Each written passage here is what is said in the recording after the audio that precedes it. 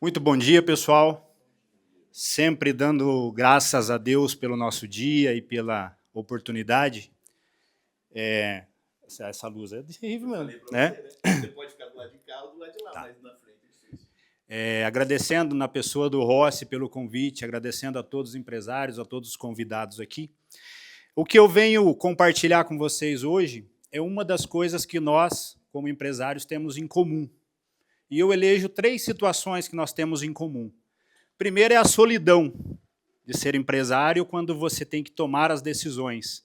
Há aquele momento que você está sozinho ali e você tem que tomar uma decisão. Segundo é a coragem de que, apesar dos desafios que nós temos no nosso país, nós estamos ali. Né? Você pode ir embora, uma noite indo embora, querendo desistir, mas quando é outro dia de manhã, você está tomando banho e está lá de novo para cuidar do seu negócio. E o terceiro é que nós somos vítimas de um mesmo processo, de um mesmo sistema que sempre cria entraves e não cria soluções, muitas vezes, para nós tocarmos as nossas atividades, seja ela qual for. Eu tive o cuidado de dar uma olhada especificamente nesse nicho da segurança eletrônica e da segurança patrimonial e dos serviços como um todo, porque essa atividade ela é a locomotiva de geração de emprego, seja na nossa região, seja no estado, ou seja lá no nosso país. Né? E cada vez mais que nós crescemos, que nós produzimos, que nós contratamos, nós carregamos o risco de um passivo trabalhista. Eu, há muito pouco tempo atrás, fui descobrir, né, e vocês, com certeza, alguns de vocês, muito antes do que eu, que nós começamos o dia 2 de janeiro devendo 13 folhas de pagamento. Nós não começamos esperando o recebimento do mês seguinte. Nós começamos o ano devendo folha de pagamento, quem tem empregado, e quem não tem, né, acho que todos aqui no setor de serviço depende de mão de obra. Então, ou seja, nós começamos com uma dívida de 13 folhas de pagamento, né, sem contar os encargos. E aí, esse carinha aqui chamado processo, ele nos acompanha desde o momento em que eu mando alguém fazer um exame ocupacional e eu acabo inserindo os dados dele lá no e-social, atrelado ao meu CNPJ. Então, ou seja, a nível de Brasil, dei uma olhada de quantos processos trabalhistas nós tínhamos em 23 para 24. Pós-pandemia, e os resultados que a gente acaba tendo de 3,42 milhões para 4,09 milhões de ações trabalhistas. Isso não significa que todas essas ações trabalhistas a nível Brasil sejam erradas. Não é isso que a gente vai tratar aqui. Olha lá no estado do Paraná, 100 mil processos, pulando para 118 mil processos de um ano para outro. Então, ou seja, nós estamos aqui dentro desse contexto aqui. Né? Fatalmente, algum de vocês, ou eu com certeza, estou lá, com um dos CNPJs lá atrelado a algum processo. Então, há um crescimento todo ano. É uma febre como se a gente fala de salário. O salário ele nunca diminui. Né? Ele pode não ter o aumento que a gente deseja, mas ele sempre vai subir. E os processos também têm subido. Por quê que isso acontece? Porque as empresas estão cada vez mais tiranas? Ou os trabalhadores estão cada vez mais exigentes? Eu acredito que não. E eu fiz uma pesquisa dentro desse trabalho que eu faço desde 2023, que realmente o grande percentual que contribui para esses aumentos de processo é a atuação estatal. É a criação de regras e de obstáculos, e muitas vezes são colocados para nós empresários de uma forma não muito clara, e que causa um tumulto muitas vezes. O colega vai falar da reforma tributária. A reforma tributária ela causa um alvoroço mais pelo entendimento, muitas vezes, do que propriamente pela efetividade que ela vai ter. E, lamentavelmente, falando em tributária, a gente não vai ter aquele resultado positivo que, quando queriam aprovar, a gente prometeram. Né? Então, ou seja, no trabalhista ele não é diferente. Por quê? Muitas vezes a pessoa ingressa com um processo trabalhista por desconhecimento também. Porque alguém da família falou que ele tem direito, algum colega de trabalho começou a fomentar uma discussão ali e acaba levando, né, esse processo. E também tem um fator muito importante.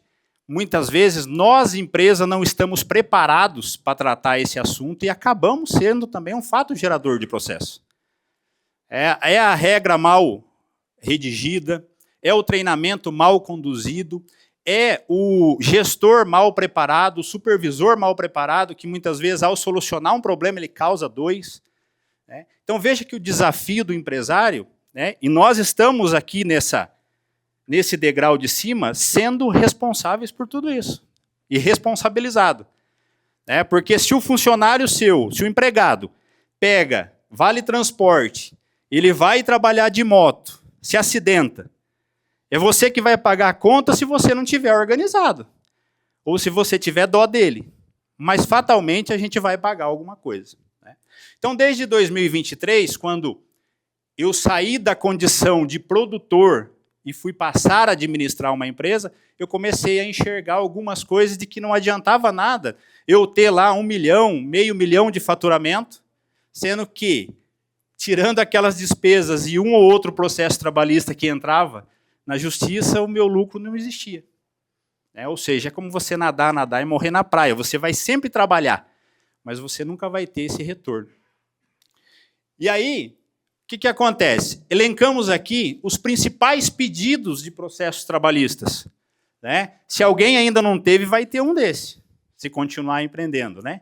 Horas extras, adicional de periculosidade, verbas rescisórias, intervalo intrajornada, adicional noturno, e assim vai. Multas por pagamento fora do prazo, danos morais, diferenças salariais de enquadramento, multa de FGTS.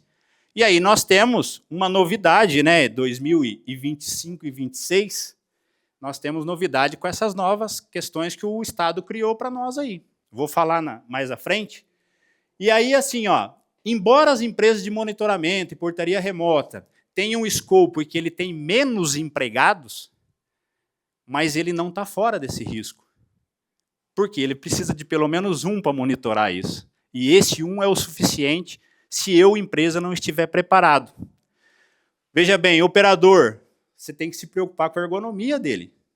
A cadeira que ele está sentado, a tela que ele está visualizando ali, se não está fazendo mal para a vista dele. Né? Os agentes táticos que normalmente andam de moto ou tá com a viatura lá na rua, todos têm periculosidade hoje, né? Pela nova regra. Né? O ajuste de tela, segurança da informação, LGPD entrou em vigência aí, e muita gente ainda está perdido com essa questão da informação. Pega o print do olerite do empregado, manda para outro, eles ficam trocando de olerite ali. Para uma pessoa dessa falar que foi a empresa que mandou isso para ele, não custa nada. Né? Sem contar que a gente tem uma gama de advogados se formando todo ano aí, e o cara sai desesperado, procurando algum motivo para entrar com algum processo. Né? E o que a gente trata hoje? Quando a gente fala em blindar uma empresa. Blindar uma empresa quer dizer que ela não vai ter processo? Não, é como a segurança. A segurança patrimonial, ela faz uma atividade fim? Não, é um processo, é uma atividade meio. Porque se você for garantir que todo o seu cliente monitorado ele não vai ter um roubo, a gente está ferrado, né? E muitos clientes, eu acompanho, que cobram da gente isso. Não, o cara roubou a bicicleta lá, o operador não viu na câmera, você tem que pagar a bicicleta. Quantos de vocês já não passaram por isso? Né? Ou, se você não pagar, eu encerro o contrato. Muitas vezes a gente acaba até arcando com alguns custos. Né? Então, ou seja, a blindagem que eu trato é uma forma de evitar esse processo. O que eu faço? A parte preventiva. O que a minha empresa pode se organizar para evitar isso? Não consegui evitar o processo, o que eu tenho que fazer? Bom, aí é guerra. A guerra a gente vai para ela como? Eu tenho que ter uma arma. E a arma é o fruto dessa organização que eu vou fazer. Né? O que acontece no segmento nosso? Os impactos ocultos das ações trabalhistas no nosso setor. Nós estamos bem vulneráveis, por quê? Nós trabalhamos com mão de obra. Nós temos riscos. Nós temos um cara andando de moto, nós temos um porteiro lá na portaria que muitas vezes ele descumpre as regras da empresa e sai fumar pelo lado de fora de madrugada. Né? Nós temos um porteiro que dorme em serviço, muitas vezes.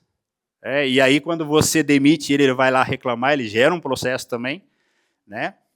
A indústria, né, a chamada indústria da reclamação. Ou seja, é o combustível principal para isso, aquela fomentação. E as novas obrigações que nós, empresários, acabamos abraçando aqui 2025 e 2026. Né? 2025, a gente teve aqui a Lei 12.92, né, que é o Programa do Crédito do Trabalhador, que é o consignado pessoa física, né, e o consignado privado, que aí vem uma correspondência que se a empresa não efetivar, primeiro, se a empresa não entrar no sistema de comunicação, que é o DET, lá, e deixar passar essa desconto aqui da folha do empregado, a empresa tem que entrar em contato com o banco, pagar essa guia atrasada e pagar a diferença dos juros que está lá naquela guia. Né? E assim, de graça, você não ganha nada para fazer isso. Né? E eu, por exemplo, na minha empresa, eu tenho empregados que têm 6 contratos consignados. Né? Comprometeu o seu salário e assim ele sobrecarrega o seu RH. Seu RH tem que estar entrando lá, fazendo o lançamento. E aí, 2026, que é o ano, né? Nós temos aqui a nova lei da saúde preventiva, que além da empresa ter obrigação de fazer a campanha, né, conscientizando e informando sobre as campanhas do governo, a empresa vai ter que liberar sem nenhum custo o empregado para fazer esses exames. Certo? E aí tem também a questão dos riscos psicossociais, que é algo muito abstrato. Né? Até vou compartilhar uma situação que eu tive ontem. O técnico de segurança do trabalho falou para mim assim, olha, tem determinado lugar, determinado setor lá que está dando muito assédio sexual. Falei, tá, mas como que eu vou saber quem é? Não, você não pode saber. Mas se eu não posso saber quem está reclamando, como é que eu vou cuidar? Então, isso é uma lacuna que está mal explicada na NR1. Porque, veja bem, se alguém reclama de assédio sexual, como é que eu vou compartilhar essa situação com todos? O que eu vou fazer? Ah, não, vai criar um canal de denúncia. Beleza, cria um canal de denúncia e vou fazer o que depois? Por isso que a NR1 está suspensa apenas a fiscalização e as punições das empresas por 90 dias, até o Ministério do Trabalho explicar para nós, empresas, como que a gente vai proceder nisso. E veja bem, se eu não posso identificar o colaborador que está dando resposta, o colaborador não tem o compromisso de falar a realidade. Então, esse mapeamento nosso, de uma certa maneira, até então está furado. Né? Mas é uma obrigação que o nosso Estado nos coloca. Tá? E aí, dito isso, eu vou passar para a parte daí do trabalho que eu organizo e que eu fiz o levantamento, que no primeiro passo que uma empresa precisa fazer é ter uma boa assessoria jurídica. Né? E assessoria jurídica não é só ter um advogado. Enquanto eu tinha processos trabalhistas em que eu contratava o meu colega de faculdade, porque ele cobrava mais barato para atuar naquele processo, eu sempre perdi. Porque, veja bem, nós temos uma atividade complexa, atividade de serviço, segurança, facilities, monitoramento é complexo. Por quê? Você tem que ter mão de obra de nível técnico. Né? Não é uma pessoa que você pega ali no mercado de trabalho e coloca, não, você tem que treinar, você tem que capacitar, você tem que ensinar a regra. Então, ou seja, se você tem um advogado e que ele não está disposto a estudar a sua atividade, você tem grande chance de perder qualquer ação trabalhista. Ou você fica à mercê de ter que fazer a todo momento aquele acordo espúrio que todos nós já passamos por esse constrangimento de o juiz constranger a gente até tentar fazer um acordo, porque, infelizmente, ainda a gente tem juízes que não querem julgar um processo. A justiça trabalhista evoluiu bastante nos últimos anos, mas ainda tem juiz que não gosta de julgar o processo. Se você chega na frente dele e fala que não tem acordo, ele já torce o nariz. No começo, eu estava falando com o colega assim que nós, como empresa, quando chega lá na Justiça do Trabalho, a gente chega já com aquele cartaz de white, né, procurado ali. Né, porque ainda tem, e é muito grande essa cultura de que a empresa sempre é a vilã. Né. Tem alguns casos, até pode ter, mas empresas organizadas, ela sempre trabalha para fazer o processo correto. Então, ou seja, o advogado, se ele não estiver junto com você na atividade, conhecer dessa atividade, ele não vai poder te ajudar com uma boa defesa. Você sabe por quê? Porque eu aprendi uma coisa. Se nós formos defender-se de um processo trabalhista apenas com a CLT, nós já perdemos esse processo. Por quê? A CLT, ela é um livro de regras que disciplina como é a relação de trabalho, porém, ela tem o viés de proteção do empregado. Assim como a Justiça do Trabalho. A Justiça do Trabalho nada mais é que um órgão de proteção do empregado. Nós que temos que fazer a prova contrária e provar o nosso ponto de vista para tentar ver se a justiça muda de ideia. E, felizmente, isso tem ocorrido nos últimos anos.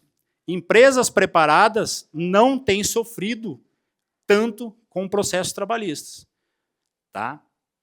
Eu até mandei uma mensagem para você no celular de uma mensagem de WhatsApp que eu recebi do advogado dizendo o seguinte, ó, passa o Pix da empresa para a gente reaver o depósito recursal que a gente ganhou na segunda instância. Isso não era muito comum até pouco tempo. A empresa sempre pagava, né? E graças a Deus, por uma questão de organização, nós estamos recebendo.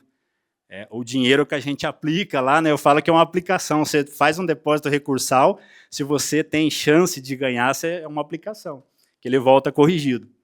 Né? Então, ou seja, na minha visão, o que eu descobri que a maior ferramenta para você fazer frente a um processo trabalhista está aqui, ó, contrato de trabalho. Nós precisamos parar de sobrecarregar o contador para ele fazer aquele contrato, que só fala do salário, do horário. Nós precisamos ter contratos específicos de cada atividade. Né? Estipular o que o empregado vai fazer, o que nós temos que cumprir, qual que é a atividade dele, minúcias, que muitas vezes a gente ignorava no passado, e aí quando a gente vai lá num processo trabalhista, nós dependemos só dessa linha aqui. Ó. Né? Diretriz de empresa. Né? Para quem não conhece, o Rossi foi meu único empregador em Maringá, de 2007 até 2013. E essa palavra aqui foi ele que me ensinou. A primeira diretriz eu aprendi na empresa dele, a saber o que é isso aqui, a importância. O treinamento, aplicações das orientações. Sabe aquela orientação que você chega lá no posto de trabalho ou que você faz uma reunião com o seu empregado? Você já pensou em formalizar ela? Porque nós fomos ensinados que a gente precisa formalizar advertência, suspensão ou justa causa. Hoje, é tão importante você formalizar uma conversa do que você formalizar a medida administrativa. Qual forma de fazer isso? Se você tiver um papel e caneta, já está resolvendo. Se você quiser evoluir, existem aplicativos para isso. Formalizar tudo aquilo que você trata com o empregado. Por quê? Aquilo que você não consegue provar, aquilo que não está documentado, ele não existe para um processo trabalhista. O jurídico e o RH tem que ter uma integração. O seu jurídico tem que estar disposto a atender o telefone do seu responsável do RH para que ele tire uma dúvida antes de ele fazer uma correção no empregado. E a atuação em conjunta consiste do compreender a realidade da sua empresa, de cada atividade, a prevenção dos riscos que ela tem, que ela traz, a documentação estratégica, que é o registro de tudo que a gente trata nisso, desde o treinamento, a orientação, para que ele possa, assim, fazer uma defesa mais robusta. O que acontece muitas vezes, quando eu chamo o advogado avulso, que eu pago ele por causa, ele pega, e aí a pergunta que ele faz para o empresário é o seguinte, tá, o que a gente tem para defender aqui? Ah, ele assinou o contrato de trabalho, tem ponto? Tá, tem um ponto manual, que é tudo britânico. Não adianta nem você colocar no processo. que tem de arma? O advogado é um guerreiro da empresa na defesa. O que ele vai ter de arma para ele se defender? Se você está organizado, ele vai lá, vai instruir o processo e vai discutir. Ou ele vai virar para você e vai falar aquela série para falar, viu, quanto você está disposto a oferecer de acordo? Por que eu falo que o acordo é ruim para uma empresa? E isso é uma coisa assim, vocês estão olhando para um cara que odeia acordo. Eu não gosto da palavra acordo, porque acordo é o quê? É você abrir mão de alguma coisa ou a outra parte abrir mão de alguma coisa para chegar numa unidade. Presunção de culpa. E outra coisa, eu aprendi na prática que cada vez que eu ia lá e pagava milão, num acordo, em que eu tinha razão, mas não tinha como provar a minha razão, eu tinha mais 2, 3 processos de pessoas que falaram assim, ó, entra lá, que ele te dá milão. Quantos de vocês já não passaram por isso? De ter um processo trabalhista único e exclusivamente porque fomentaram uma situação e sabe que você é frágil na sua defesa. Porque isso acontece quando você tem um advogado que descobre isso. Quem lembra do problema da escala 12/36 aqui? Nós tínhamos escritório de advocacia que entrava com ação questionando a escala 12/33 a todo momento. E ganharam muitas ações contra empresa, condomínio, a descaracterização, Porque nós temos um problema muito sério no serviço ainda. A gente não consegue eliminar o trabalho avulso, Você não consegue formalizar 100%, porque você tem uma falta, você tem um atestado e assim sucessivamente. Quem tem aí acima de 100 empregados sabe como é lidar com isso, essa dificuldade de reposição de mão de obra. E o resultado sustentável. O que quer dizer isso? Por que eu falo que as defesas têm que ser robustas? Cara, você tem que se organizar para que você tenha um processo, você já tenha uma visão seguinte, eu vou até Brasília. O cara pode arrancar uma grana de mim, mas ele vai ter que esperar 2, 3 anos. Recentemente eu tinha um processo de um porteiro que foi mandado embora por justa causa, e ele sustentava, não, mas ninguém conversou comigo, não, mas ninguém me advertiu, ninguém me suspendeu. Cara, o vigilante que dorme em serviço, o que ele está fazendo? Ele não precisa seguir aquele rito de advertência, suspensão. O cara não cumpriu a função principal dele, que está onde a função principal que ele descumpriu? Nosso contrato de trabalho. E o que é um contrato? O contrato é a vontade das partes que dividem entre si direitos e responsabilidades, ok? Então tá, se ele não cumpriu o contrato com a empresa, por que a empresa tem que continuar pagando ou demitir ele e pagar todos os direitos dele? Muitas vezes nós erramos porque a gente fica com dó da pessoa, e outra vez eu senti na pele, há um tempo atrás, de uma pessoa que dormiu no trabalho, ia levar justa causa, e ele convenceu o meu RH, olha, eu estou trabalhando, estou com a esposa doente e tal. O RH me trouxe a situação, olha, ele falou que pede demissão. Aí eu fiquei com dó dele e falei, não, pode fazer. Há 2 anos atrás isso. No dia da rescisão, esse cara chegou na empresa e pediu para falar comigo e falou, olha, o pessoal ia dar justa causa, eu pedi demissão, mas eu pensei bem, eu não acho justo e tal, blá, blá. E ele me gravou na conversa. E é onde, na conversa, eu disse para ele, falei, olha, o caso que você fez é grave e tal. E aí, o que aconteceu? Processo trabalhista, ele juntou a gravação, empregador forçando a empregada a pedir demissão. Só que ele não contou no processo que a gravação era 8 dias depois do que ele tinha pedido demissão. Tá tudo bem, vamos até o final desse negócio. Mas então, assim, o empresário não pode contar com a boa-fé do empregado na mesma medida que a dele. Então, ou seja, o empresário desconfia de tudo. Ou, se não desconfiava, precisa começar a desconfiar. Senão, o negócio vai ficar comprometido. Então, ou seja, o início de tudo, será que a gente consegue saber quem nós estamos trazendo para a nossa empresa? Eu acho que esse é um desafio gigante, não é? A contratação. Porque nós estamos passando por uma fase difícil de mão de obra, né? Não tem. Muitas vezes a gente fica agoniado de contratar o que acha para poder manter um contrato de serviço. E aí a gente abre mão de alguns princípios. Na verdade, que se eu for esperar o cara perfeito, eu não vou contratar ninguém. Né? Quem nunca fez isso, né? Nunca fez isso, né, Claudemir? Nesses 47 anos? Ou pior, né? A gente muitas vezes contrata o amigo. Muitas vezes a gente ferra com a amizade porque contrata o amigo ou contrata o parente. Não estou dizendo que não dá certo, tá, gente? Tem situações que dá certo. Mas a história nos diz que quando dá errado também é um problema. Né? Exatamente. Boi vai com a corda, né? Então, ou seja, começa aqui na nossa empresa. Quem que a gente está colocando aqui dentro? Né? A raiz do problema, contratação feita às pressas, que eu acredito que seja o maior problema nosso. Por exemplo, o meu RH está desde março, ele não consegue descansar de fazer contratação, porque é uma rotatividade muito grande no segmento de serviço. Né? Alinhamento das expectativas. O candidato precisa saber exatamente as regras do posto. Aí o seu supervisor, o seu gerente fala, mas eu falei para ele, eu ensinei, eu orientei. E ele diz que ninguém falou nada. Muitas vezes, quando alguém do cliente questiona o empregado de uma empresa, ele fala, não, mas ninguém me falou isso. Ele não tem noção a consequência que traz um trabalho mal feito lá no posto do cliente.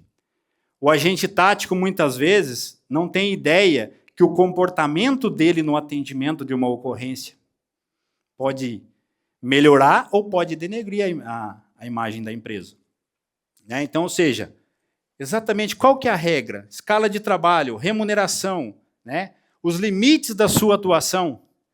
Quem nunca teve situação aqui que o empregado passou a ficar amigo do síndico ou do gerente da empresa e ele já se acha no direito de ser melhor que você dentro daquele contrato? Ele começa a falar mal de você ali dentro.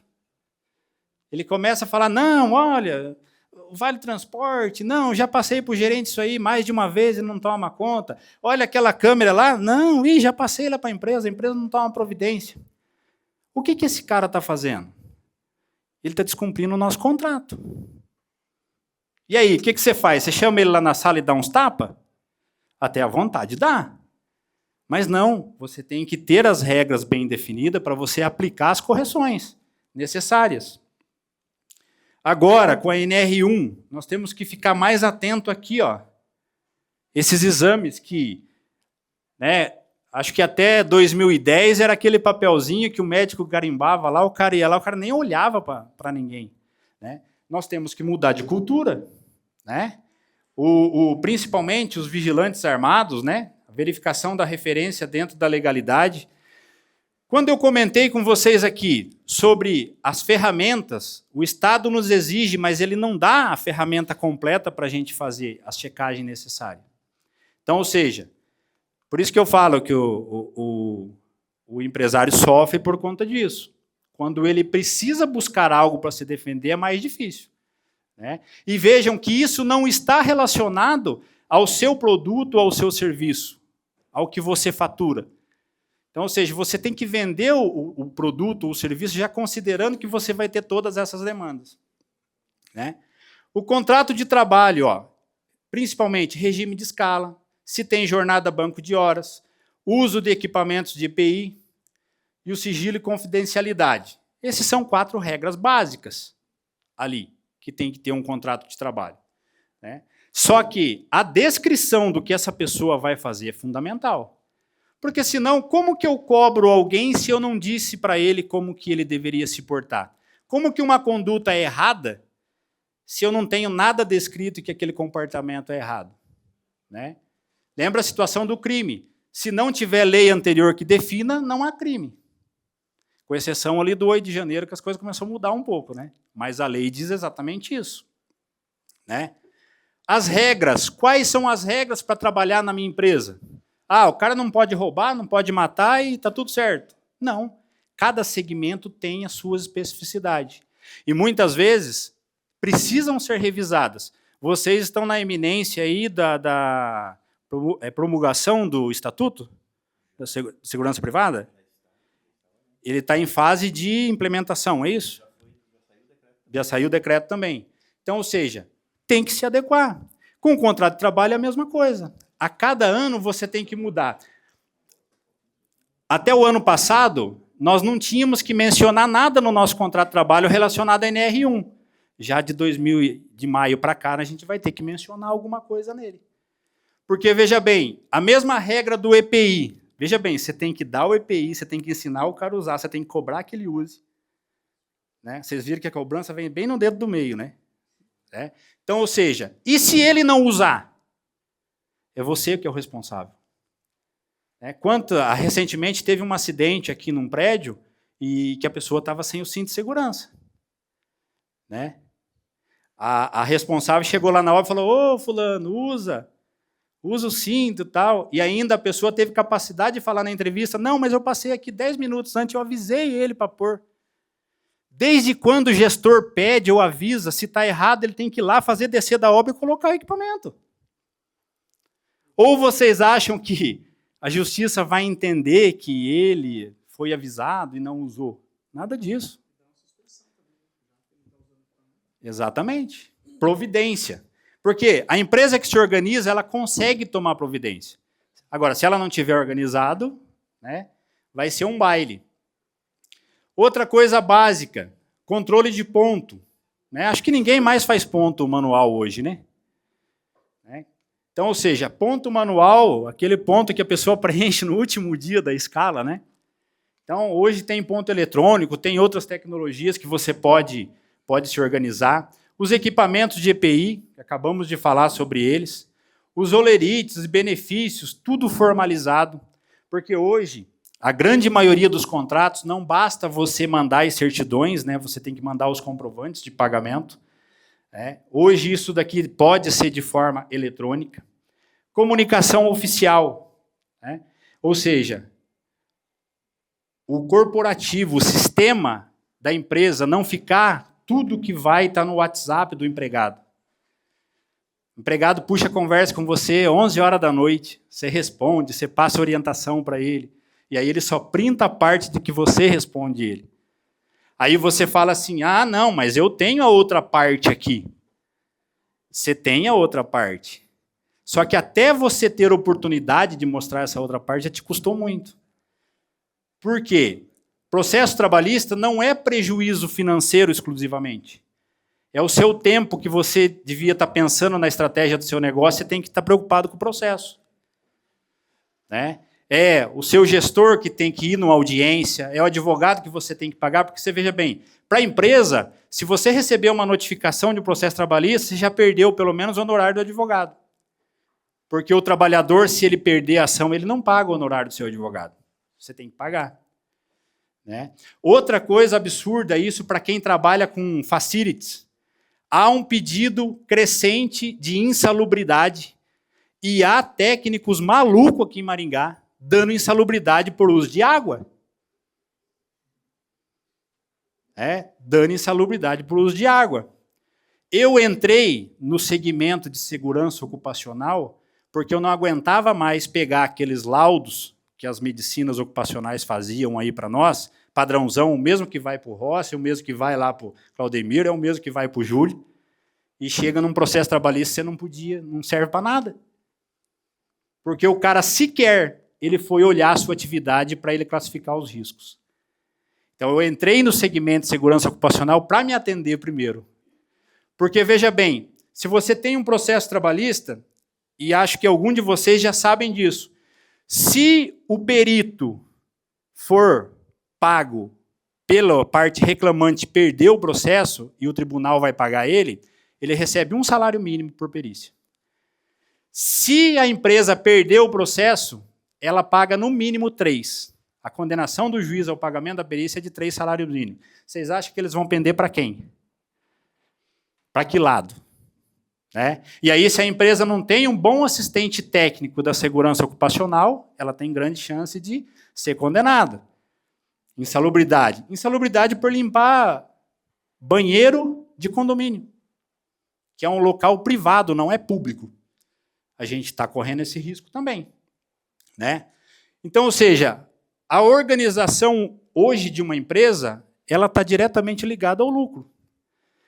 Porque quando você faz frente a um processo trabalhista, você vai até o final, muitas vezes você não ganha o processo, mas você paga pouca coisa porque você está organizado, né? Ou que você vai recorrer até as últimas instâncias, você cria um efeito dentro da sua equipe que desanima eles de entrar contra um processo. É aquela história do acordo. Se para todo processo que você tiver, você fazer um acordo, você vai ter um monte querendo fazer um acordo, entrando na justiça contra você. Mas a partir do momento que você começa a punir o empregado, que você começa a aplicar justa causa robusta, que ele vai na justiça e não reverte, isso cria um efeito de organização, um efeito de alinhamento. Olha, se eu entrar com essa empresa, eu tenho que estar bem calçado, senão eu vou perder. E eu tive recentemente 2 casos, vou contar rapidamente, Rossi, para não avançar muito tempo. Tinha uma pessoa que trabalhou com a gente até 2018, ela encerrou o contrato com a gente, eu perdi o contrato, ela foi trabalhar de empregado para o condomínio. E eu vou encerrar falando dessa cláusula de contrato, se vocês ainda não têm, comecem a colocar no contrato de vocês. Passou-se todo esse período de 6 anos, se desentendeu no condomínio, foi mandado embora, entrou na justiça contra o condomínio, e aí ela pedia que o condomínio reconhecesse até o período que ela trabalhou comigo, de 2015 a 2018. E ela alegou que, por conta do trabalho, ela desenvolveu um problema no joelho. Ação, R$468 mil. Que ela pedia pensão vitalícia também. Quando o condomínio vai fazer a defesa, não tem defesa. Não tem documento. Só tem um documento de registro ali, não tem uma advertência, não tem uma orientação, não tem nada. No meu caso, era só eu pedir prescrição. Né? Já tinha passado os 5 anos. Aí quando eu vi aquele processo, eu falei, cara, nós vamos ter algum prejuízo se nós continuar? O advogado falou, não, só que nós vamos tocar um processo. Eu falei, então vamos tocar esse processo, porque eu tenho toda a documentação. Porque ela alegava que ela tinha sido transferida, que ela não recebeu rescisão. E nós fomos para o embate. E se ouviu todo mundo. E aí, pasmem vocês, o que salvou o processo? Na ficha de entrevista que essa empregada fez comigo, na minha empresa, ela colocou que ela tinha o problema de joelho, anterior ao registro de trabalho dela. Então, ou seja, o trabalho não causou o problema, ela já veio trabalhar com o problema. Ela saiu agora, recentemente, ela foi condenada a pagar R$8 mil de sucumbência e honorários para o advogado do condomínio. E o juiz deu, no nosso caso, apenas a prescrição. Mas o condomínio não tinha nenhum documento para se defender. Fatalmente, ela ia levar aí uns 40, 50 mil, que é o que o condomínio já cogitava de fazer um acordo, porque não tinha nada. E ela saiu com uma reversão total dessa condenação. E aí, por que eu falo isso para vocês? Da cláusula contratual de impossibilidade do empregado trabalhar no seu cliente por um período. Vocês têm isso no contrato? De vocês? Pois saiba que você pode colocar essa cláusula. Que ele fica impedido de trabalhar no seu cliente por 6 meses, por exemplo. E se o cliente quiser contratar, ele tem que te pagar uma multa de 30%, 20% do contrato remanescente. Porque, geralmente, quando o empregado vai trabalhar no seu cliente, ele vai tirar o seu contrato. Né? E aqui, para finalizar, a disciplina, aplicação correta das medidas. Né? Orientação, formalizando, advertência escrita, suspensão, quando for o caso. E quando for o caso, o que é o caso que eu digo aqui? A gravidade. Mas não dimensione a gravidade do ato pela CLT, dimensione pelo seu contrato de trabalho. Porque o porteiro dormindo numa portaria, o vigilante dormindo num posto de trabalho, ele custa o seu contrato muitas vezes. Né? E na grande parte o cliente não quer, não, mas eu não quero que você puna ele, não. Coitadinho, está cansado. Né? Mas você tem que fazer a regra, porque se você não usar a regra a seu favor, ele vai usar a favor dele. Tá? Então, na verdade, é uma orientação e é um conselho. Né? Se ainda não tem, conversem com o advogado de vocês para colocar essa cláusula de impedimento. E outra coisa, cláusula de impedimento de ter um outro trabalho. Escala 12/36 está muito evidente disso. Aí o cara se acidenta no outro plantão, como é que você vai saber se você é o responsável ou é o outro? Ele vai vir no maior salário para ser responsabilizado. Né? Então tem que começar a usar essa cláusula de barreira de outro emprego também, seja formal ou informal.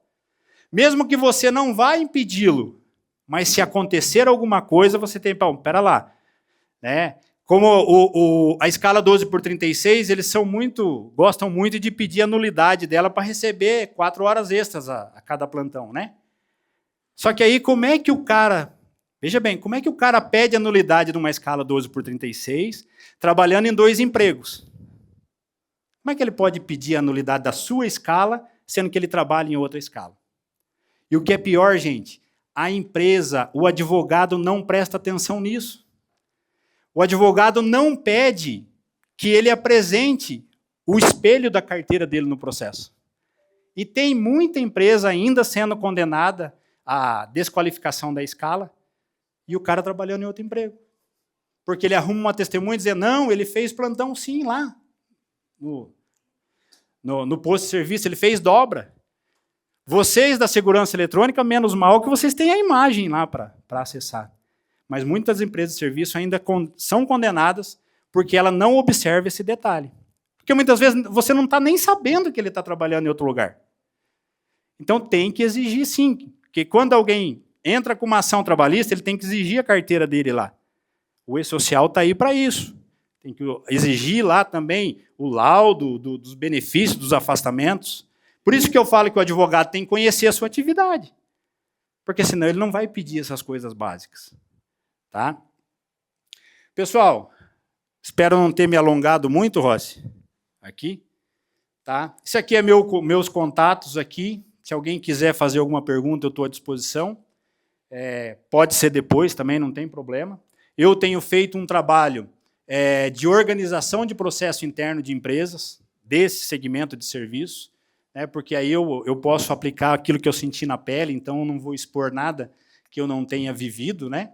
Então, hoje nós temos a atividade da prestação de serviço, da consultoria, nós temos a atividade de segurança ocupacional, trabalhando ativamente na NR1 aí, com essas mudanças, e temos a parte do BPO financeiro, que também a gente estrutura essa parte financeira das empresas, porque muitas vezes o gasto não é quanto a gente ganha, é quanto sai, né?